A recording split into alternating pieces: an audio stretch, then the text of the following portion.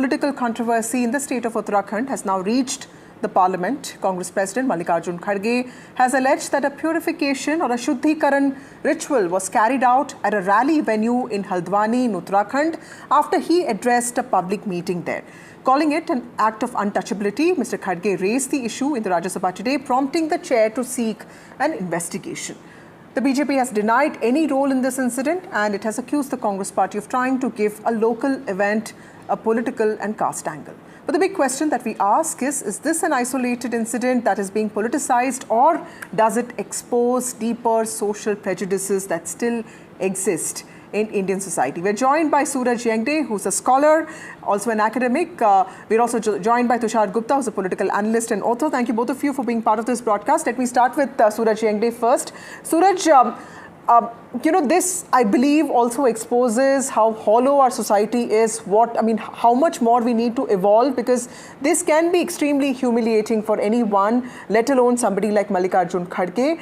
And but this being given a political color, how do you sort of look at this? Yeah, so that's good to see you again. I think the issue that we see is, let's not look at this incident merely as Mallikarjun Kharge. I mean, this person you could look at as somebody who could have been the Prime Minister of India. Yes, he's a head of an opposition party. So just let's put that into that context and observe what it means. One of the head of a democratic institutions who is a leader of an opposition party.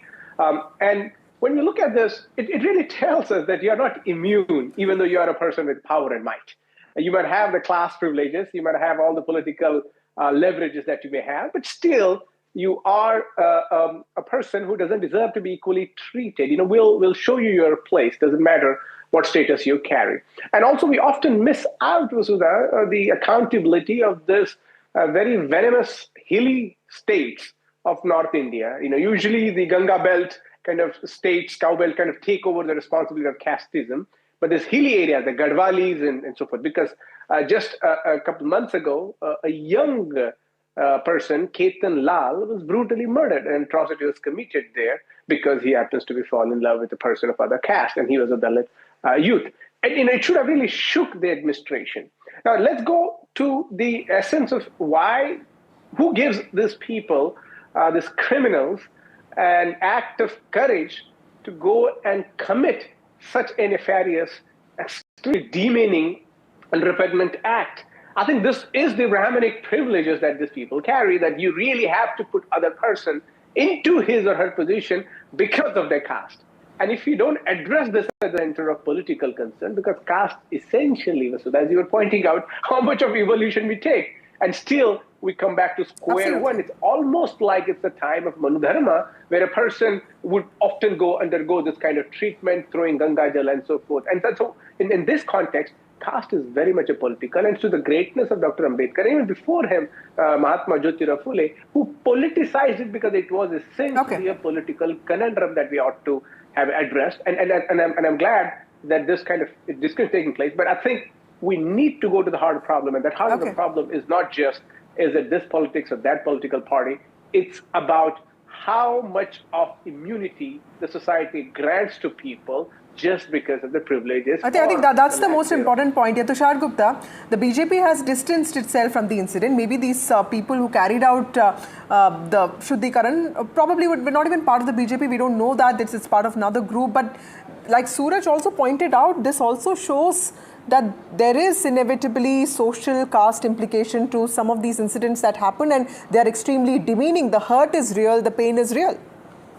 And that is why casteism is a bad thing. And that is why we need to elevate ourselves beyond caste. But every time we start that discussion, from both ends, there is some sort of resistance. The groups like these, they'll say, no, this is important.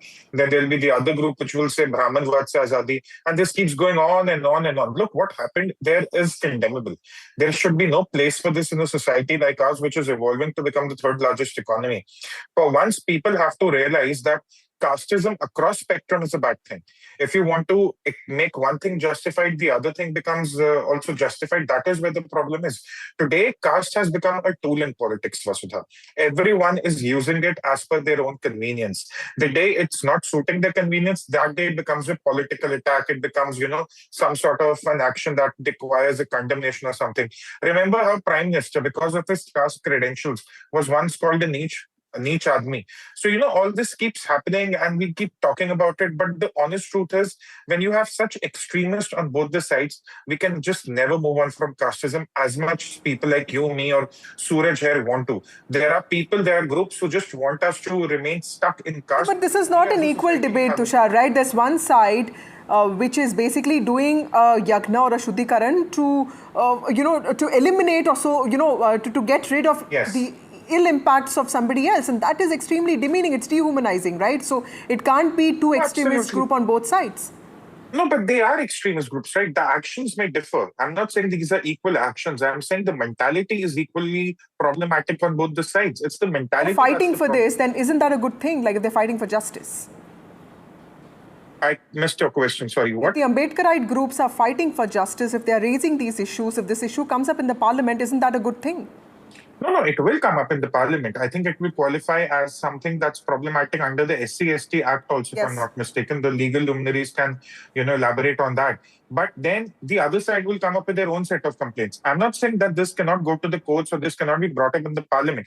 Then the other side will have an array of issues that they'll want to bring up in the parliament. And at the end of the day, people like you and me and Suraj, who really want casteism to go away from the society, we'll keep holding our heads that when will this really stop? That is what I'm trying to tell you. Okay. It's a problem of mentality on both the sides. It's not just a problem of actions. Actions are, stemming from that mentality. Okay, Suraj Yengde, what is this controversy or what is this episode really tell the country that's actually spending decades to fight caste discrimination? Not probably the country, but every government has tried to put in place something or the other, right? You have the Prime Minister talking about representation. You've had people like VP Singh and Mayawati and several other people, Kanshiram, bringing in the kind of important affirmative steps that are important. But then something like this keeps happening. So what is the larger message that the society needs to understand here? I mean, first of all, I think I disagree with Tushar's viewpoint, though he may come across as someone who really believes it's kind of eradicate caste, but kind of equating those two justices movements. And one is justice movement and one is really a parochial movement that really is retrograde in its own ideology. Here, in the sense, what we recognize is, the caste is not a recent kind of political burning issue. It started way back in 19th century, and that's why history of caste and education has to be really made part of a civic education in India. And, this whole debate, the formation of Indian Republic sits on the bedrock of caste. Especially the whole two-nation theory, again, is pitted as Hindu-Muslim issue. It never was. It was this Baniya Musalman, who's a Jinnah, and here is a Baniya Hindu, who is a Gandhi. That's how we have to understand the polarization of Indian politics kind of taking place. And my friend Tushar here also happens to be, I don't mean to point out at him, but the justice mechanisms here, what we see is Ambedkarites are not asking for the heads, even though their daughters have been brutally murdered. They have been raped in Hathras. Ketan Lal was brutally murdered. Okay. I'll have to wrap up here. I'm completely out of time, but Tushar needs like 10 seconds to respond to that. Tushar, please, 10 seconds. If someone really thinks two-nation theory is about the Baniya Hindu, I really need to think they need to go back to school. That's all I'll say.